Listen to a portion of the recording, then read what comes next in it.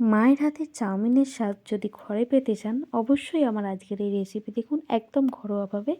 ভালো লাগলে like, share এবং সাবস্ক্রাইব করে দেবেন। প্রথমেই জল বসিয়ে তাতে একটু নুন আর সামান্য সাদা তেল দিয়ে জলটাকে গরম হতে দেবেন। আর একটুখানি পুরো নুনটা আর তেলটা মিশিয়ে নেবেন। মিশিয়ে নিয়ে জল গরম হতে পর একটা বাটিতে করে গরম জলটা তুলে চাউমিনে দিয়ে দেবেন। চাউমিনে দেওয়ার পর সেটা রেখে দেবেন। তারপর একটা জায়গায় আলু, পেঁয়াজ, ডিম, সোয়া সস, ম্যাগি মশলা, শেজওয়ান চাটনি, টমেটো সস আর কাঁচা লঙ্কা নিয়ে নিয়েছি।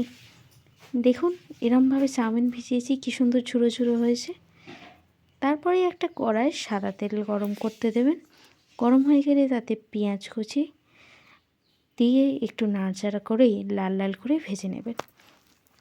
পেঁয়াজ কুচিটা লাল লাল করে ভাজা হয়ে গেলে তার মধ্যেই কেটে রাখা আলুগুলো দিয়ে দেবেন এবং সেই আলুতে নুন, হলুদ দিয়ে একটু ভালো করে ভাজা ভাজা করবেন। আলুগুলো যেন ভাজা ভাজা হয়। এই দেখুন ঠিক এরম। তারপরে একটা পাত্রে 4টে ডিম নিয়ে নিয়েছি। ডিমেতে সামান্য নুন দিয়ে ডিমটাকে ফেটিয়ে নেব। ভালোভাবে ফেটাবো যাতে পুরো ডিমটা মধ্যে নুনটা ঘুলে যায়।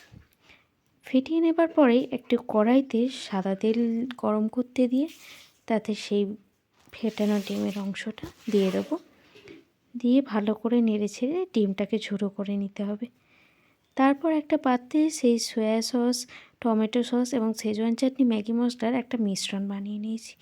এবার কড়াইতে সাদা তেল দিয়ে চাউমিনটা দিয়ে কিছুটা ভেজে নেব এবং সেই চাউমিনে ডিম এবং আলুর যে ভেজে আমরা রেখেছিলাম সেটা দিয়ে দেবো। দেওয়ার পর এটা নেড়ে চেড়ে ভেজে নিয়ে সেই যে সসের মিশ্রণটা ছিল সেই সসের মিশ্রণটা ঢেলে দিন এবং ঢেলে দেওয়ার পর নেড়ে চেড়ে নিন। ভালো করে নেড়ে চেড়ে সামান্য চিনি দিয়ে নামিয়ে নিন। তৈরি হয়ে যাবে চাউমিন।